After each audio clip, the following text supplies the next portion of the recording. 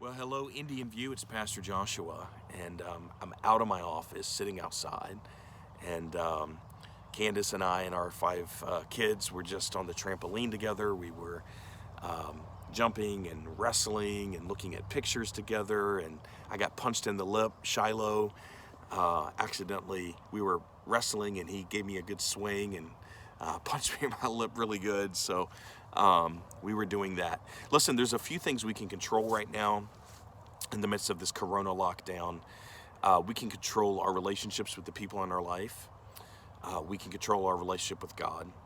And to a certain extent, we can control our physical health as well. So although you may not be able to be as mobile as you've been, find ways to get outside, walk around. I've been trying to walk a couple miles every day around my yard.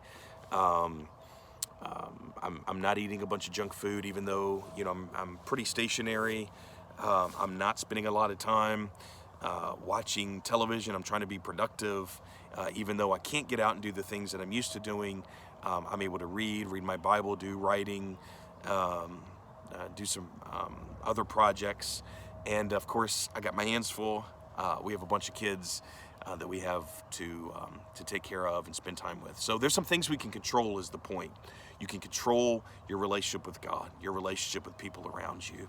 You can control your physical health and your diet to a certain extent. And all of these things are really important. So in the midst of all the uncertainty and all the things we can't control, take advantage of being in control of what you can, and then trust God with the rest. That's what we're supposed to do, right? There's some things that in life, they're just out of control.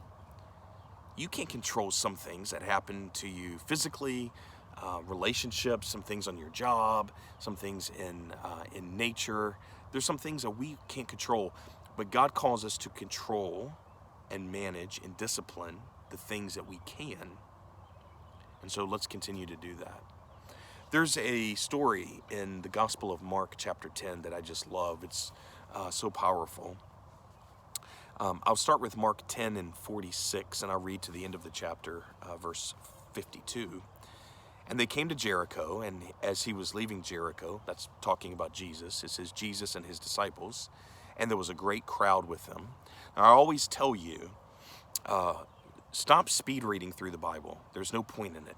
Slow down, look at details, reread a verse over and over if you need to.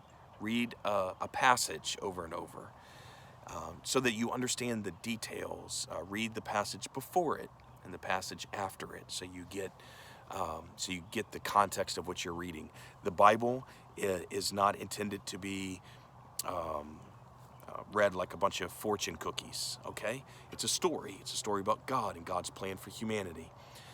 So Jesus is leaving Jericho with his disciples, and there was a crowd of people. And then it begins describing a man named Bartimaeus.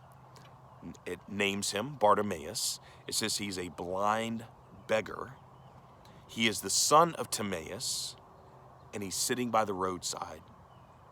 And when he heard that it was Jesus of Nazareth that was passing through, he cries out and he says, "Jesus, son of David, have mercy on me."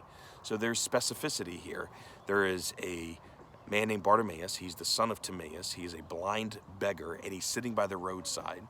He hears that Jesus is walking by, and it's Jesus of Nazareth, and he cries out, "Jesus, son of David." It's a proclamation of Jesus being the Messiah. "Jesus, son of David, have mercy on me." And many rebuked him, telling him to be silent. People told him to be quiet. Stop yelling. Stop crying out to Jesus. And guess what he did? Guess what this says? He cried out all the more, and he said, "Son of David, have mercy on me." Isn't that awesome? I feel like that's what I would do. If people told me to be quiet, they told me to stop crying out to Jesus, how would I respond to that? I wouldn't be quiet. I would cry out more. And Jesus stopped, and he said, "Call him, bring him over." And they called the blind man, saying, "Take heart, get up, he is calling you." And throwing off his cloak, the blind man, he stands up. He removes his outer garment.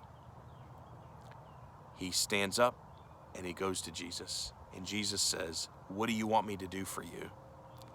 Now, this is Jesus we're talking about. Do we really think that Jesus didn't know what the situation was?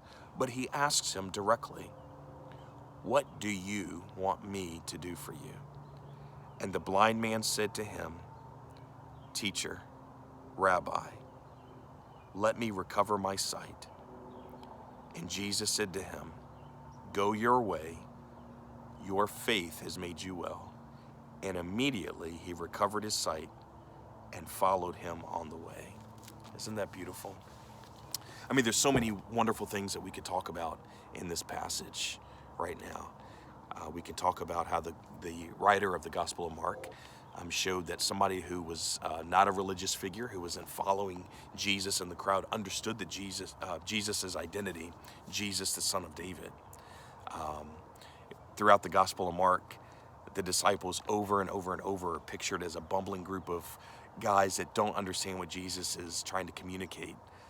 And yet here's a blind man on the side of the road who's a beggar who gets it. Somebody on the outside, someone on the margins that understands the identity of Jesus. I mean, that's my biggest takeaway here. And he cries out. He's an outsider, and he cries out to Jesus, and Jesus hears, and Jesus responds. And I think the most beautiful thing that we can do right now during this Corona lockdown is recognize who Jesus is and trust that we can cry out to Jesus, knowing that he has the answers. The story would read differently if Jesus said, "I know you're blind, and I'm not going to heal you right now."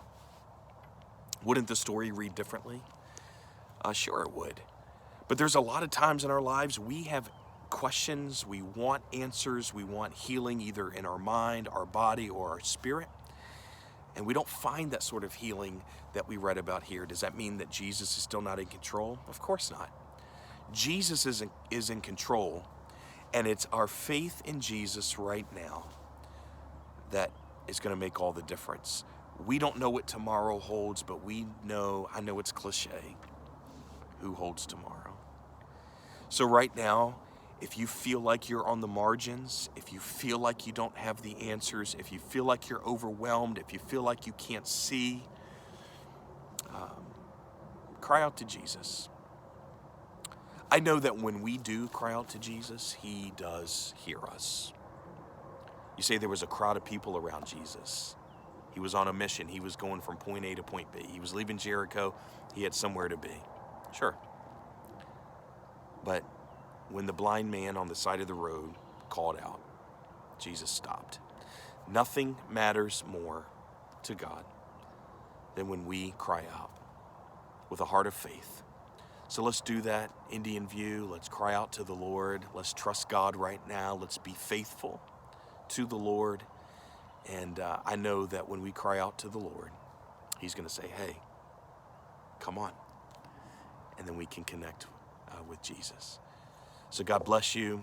Please reach out if you need something. Share this message with someone. I hope that it's an encouragement to everyone. And I look forward to seeing you soon. We'll get there. God bless.